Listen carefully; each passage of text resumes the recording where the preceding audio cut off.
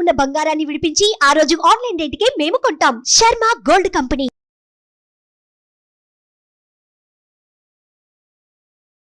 నమస్తే, welcome to Suman TV. నేను మీ యామ్ని. ప్రస్తుతం మనతో ఉన్నారు ప్రముఖ ఆధ్యాత్మికవేత్త డాక్టర్ అనంతలక్ష్మి గారు ఉన్నారు. అమ్మని అడిగి మనకున్న సందేహాన్ని అడిగి తెలుసుకుందాం. నమస్తే అమ్మ. నమస్తే తల్లి.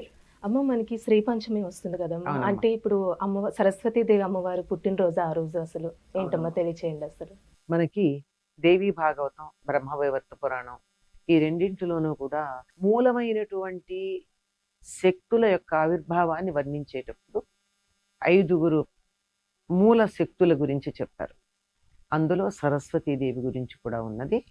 ఆ సరస్వతి ఈనాడు ఆవిర్భవించింది, మాఘ శుద్ధ పంచమి నాడు ఆవిర్భవించింది అని చెప్పి అందులో ఉంది. దాని ప్రకారం మాఘశుద్ధ పంచమిని సరస్వతీదేవి పుట్టినటువంటి రోజుగా మనం పరిగణించి దానికి శ్రీ పంచమి అన్న పేరుతో కొన్ని సాంప్రదాయకమైనటువంటి పద్ధతులను అమలు జరపడం కనపడుతుంది. ఈవిడ ఆవిర్భవించిన తర్వాత ఈ సరస్వతీదేవి యొక్క అనుగ్రహం కోసం ఆవిడ జన్మదినం గనక ఆనాడు ఆవిడ్ని పూజించటం అన్నది ప్రధానంగా కనపడుతుంది. సరస్వతికి సర్వశుక్ల సరస్వతి అనేటటువంటి పేరుంది.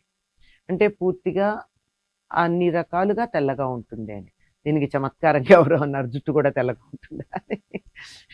కాదు, శుక్ల శబ్దానికి తెల్లని తెలుపు అనే అర్థంతో పాటు స్వచ్ఛము అని కూడా అర్థం. స్వచ్ఛంగా ఉంటుంది, పారదర్శకంగా ఉంటుంది, జుట్టు మాత్రం నల్లగా ఉంటుంది. పాండురంగ మహత్యంలో చక్కగా వర్ణిస్తాడు తెనాలి రామకృష్ణుడు. ఎలా ఉందిట అంటే, తెల్లనాకులు సరస్వతీదేవిలాగా ఉంటే అందులో పెట్టినటువంటి ఒక్క అమ్మవారి జుట్టులాగా ఉందంటాడు. నల్లగా లేకుండా లేదు, జుట్టు నల్లగా లేకుండా ఏమి ఉండదు అనుకోండి. అటువంటి సరస్వతీదేవిని ఆరాధించేటటువంటి విధానం వేదంలో ఉన్న కాండ శాఖలో కనపడుతుంది. ఆ కాండ శాఖను అనుసరించి ఆ తల్లిని షోడశోపచార విధానంలో పూజించిన తర్వాత ఆవిడ వల్ల మనం పొందేటటువంటి ఫలితాలు, ఏ విధంగా ఆవిడని స్తుతించాలి, ఈ వివరాలన్నీ కూడా మనకి బ్రహ్మవైవర్త పురాణంలో చాలా వివరంగా కనపడతాయి. ఆ రోజు ఏం చేయాలి అంటే, సరస్వతి జ్ఞానానికి విద్యలకి కూడా ప్రతీక. ఆవిడ నుండి వచ్చిందని చెప్పడం కాదు, ఆవిడ విద్య స్వరూపమైనటువంటిది. మళ్ళీ ఇక్కడ చాలా మందికి సందేహం వస్తుంది, దక్షిణామూర్తి కదా విద్య ఇచ్చేటటువంటి వాడు, సరస్వతిని అంటారు అంటే, ఇచ్చేవాడు దక్షిణామూర్తి, విద్య ఈవిడే. సరస్వతి అంటేనే ప్రవాహశీలమైనది అని అర్థం, అంటే కదిలేటటువంటిది అని అర్థం. కదలిక ఎట్లా ఉంటుంది, ఇక్కడ నేనేదో అని పెదవులు కదుపుతున్నా, అక్కడ నువ్వు చెవుల దగ్గరికి వెళ్ళి నీ ఇయర్ డ్రమ్ ఏదైతే ఉందో కర్ణభేరి, అది కొద్దిగా ఇలా స్పందిస్తుంది. ఇక్కడి నుంచి అక్కడికి ఎలా వచ్చింది శబ్దం మీరు చెప్తూ ఉంటే అది మనకి ఎలా వచ్చింది, దారిలో ఏముంది, కాలం ఏమన్నా ఉందా, తీగ ఏమన్నా ఉందా, ఏం లేదు కదా. కనపడకుండా ఇలా అలల మీద, వాయు తరంగాల మీద తరంగంగా లేచి వచ్చింది. ఇలా ప్రవహిస్తుంది గనక భాషకి సరస్వతి అని పేరు. అందుకే మన వాళ్ళు సరస్వతి నది కనపడదు, అంతర్వాహినిగా ఉంది అని చెప్తారు కదా. కారణం అదే. ఈ ఒడ్డు గంగ, ఆ ఒడ్డు యమున, మధ్యలో సరస్వతి ప్రవహించింది.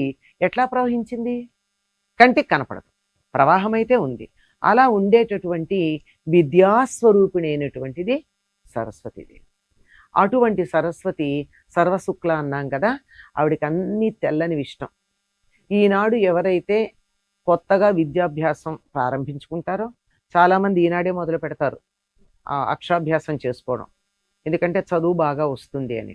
లేదంటే ఇంతకు ముందే అక్షరాభ్యాసాలు అయిపోయి ఇవాళ ఏదైనా నేను కొత్త పని మొదలు పెడుతున్నాను, ఏదో పుస్తకం రాయాలనుకుంటున్నాను, కొత్త పరీక్షకు వెళ్ళాలనుకుంటున్నాను, ఇలాంటిది ఏమైనా ఉంటాయి కదా, వీటికి కావలసినటువంటిది కూడా ఆ రోజు ప్రారంభించుకోవచ్చు. అలానే ఇప్పుడు అమ్మ దసరా నవరాత్రులప్పుడు కూడా మూలా నక్షత్రం వస్తుంది. ఆ రోజు సరస్వతీదేవి అమ్మవారి అలంకరణ చేస్తారు కదా, ఆ రోజు పుట్టినరోజు అంటారు కదమ్మా. మీరు చక్కగా చెప్పారు కదా, అలంకరణ అని చెప్తారు. సరస్వతిగా ఆవిడ అవతరించింది ఆ రోజు. అంటే ఒకే ఒక మూలశక్తి ఎటువంటి రాక్షసుని సంహరించడానికి ఎటువంటి లక్షణాలతో రావాలో అటువంటి లక్షణాలతో ఆ రోజు శుంభనిశుంభుల సంహారం కోసం వాళ్ళు వాక్కుతో తప్ప జయించబడరు గనక వాగ్రూపంగా ఆ రోజు అవతరించింది. సరస్వతి అంటే వాగ్రూపమే, మాటలతోనే జయించింది శుంభనిశుంభుల్ని ఆవిడ. ఏం లేదు, మిమ్మల్ని మీలో ఎవరో ఒకళ్ళని పెళ్లి చేసుకోవడానికి నాకేం అభ్యంతరం లేదు, కానీ చిన్నప్పుడు నేను నా చెలికత్తెలతో ఆటలాడుతూ అనవసరంగా పొరపాటున బాల్యచాపంలయం వల్ల ఒక చిన్న పందెం కట్టాను వాళ్ళతో. ఎవరైతే నన్ను యుద్ధంలో గెలుస్తారో వాడిని మాత్రమే పెళ్లి చేసుకుంటానని. కనుక ఏముంది, నేను స్త్రీ మాత్రమే కదా, వచ్చి నాతో యుద్ధం చేయమను, గెలిచేస్తాడు, అప్పుడు పెళ్లి చేసుకుంటాను. అంటే మాటలతో యుద్ధం తెచ్చుకుని ఆ యుద్ధం ద్వారా వాడిని సంహరించింది. అది కూడా వాగ్రూపం. అందుకని అక్కడ ఆ రోజున ఆవిడది సరస్వతి అవతారంగా మనకు చెప్పడం జరిగింది. ఇక్కడ మొట్టమొదట పంచ శక్తులు ఆవిర్భవించినప్పుడు ఆ శక్తుల ఆవిర్భావంలో ప్రధానంగా సరస్వతీదేవి మొట్టమొదట ఆవిర్భవించినటువంటిది మాఘ శుద్ధ పంచమి. ఈవిడికి తెలుపు ఇష్టం అనుకున్నాం కదా, ఎవరైతే ఇలా కొత్త పనులు చేయాలనుకున్నారో వాళ్ళందరూ ఆ రోజు అభ్యంగన స్నానం చేసి సరస్వతీదేవిని కాణ్వ శాఖలు చెప్పినటువంటి విధానంలో షోడశోపచార పూజా విధానంగా పూజించి ఆవిడికి నివేదనలు అన్ని తెల్లనివే పెట్టాలి. పుష్పాలు కూడా తెల్లని ఇష్టం ఆవిడికి. తెల్లని వస్త్రాలు ధరిస్తుంది, ఎందుకంటే జ్ఞానం ఎప్పుడు స్వచ్ఛంగా ఉంటుంది, మాలిన్యం ఉండదు జ్ఞానంలో. కనుక తెల్లని అరటిపళ్ళు, కొబ్బరి, అటుకులు, వడపప్పు, పానకం, ఇవన్నీ తెల్లగా ఉండేవే కదా. పాలు, ఇవన్నీ చెరుకు గడలు. చెరుకు గడ పైన రంగున్న లోపల తినే భాగం తెల్లగానే ఉంటుంది. ఇవన్నీ సమర్పించి, ఇంకా అన్నీ తెల్లని కాదులేమో, మామిడి పండు కొంచెం త్వరగా వచ్చింది పెడతానంటే ఆవిడ ఏమనదు. ఆవిడ ఇష్టమైన ముందు పెడతాం, లేదు మనకు అందుబాటులో ఉన్నవన్నీ కూడా ఆవిడకి నివేదన చేయొచ్చు. ఏదైనా వండి పెట్టాలి అంటే మాత్రం తప్పనిసరిగా వండవలసింది ఏమిటంటే ఆవు పాలలో బియ్యం ఉడికించి బెల్లం వేసి తగినంత నెయ్యి వేసి పాయసం చేసి నైవేద్యం పెట్టాలి.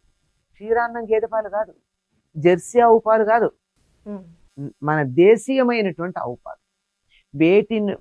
ఏ ఆవులైతే సౌరశక్తిని నేరుగా తమకున్నటువంటి మూపురాల ద్వారా గ్రహించి అది పాలల్లో రంగరించి మనకు అందిస్తాయో అటువంటి దేశీ ఆవుల యొక్క పాలు. ఆ పాలతో పరమాన్నం ఉండి బెల్లంనే వేయాలి తీపికి, అందులో పంచదార వేయకూడదు. పంచదార అసలు దేవుడికి నివేదన చేసే పదార్థాలు దేంట్లోనూ వేయరు.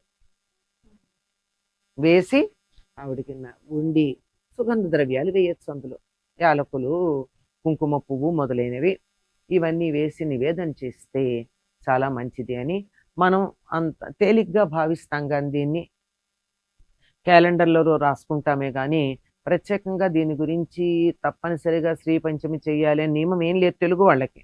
కానీ బెంగాల్లో చాలా బాగా చేస్తారు. వాళ్ళు ఆ రోజు పచ్చని వస్త్రాలు ధరిస్తారు.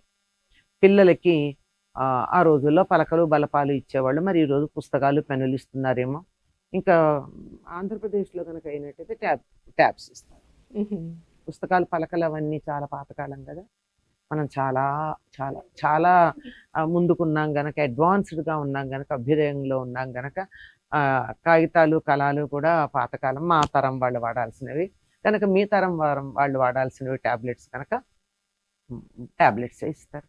ఏదైనా విద్యకు సంబంధించినటువంటి వస్తువులని, చదువు జ్ఞానం వీటికి సంబంధించినటువంటి వాటిని 10 మందికి పంచటం అంటే తద్వారా ఇవి సింబాలిక్. అసలు విషయం ఏమిటంటే జ్ఞానాన్ని పంచటం ఇక్కడి నుంచి మొదలు పెడతాను అని అనుకోవడం.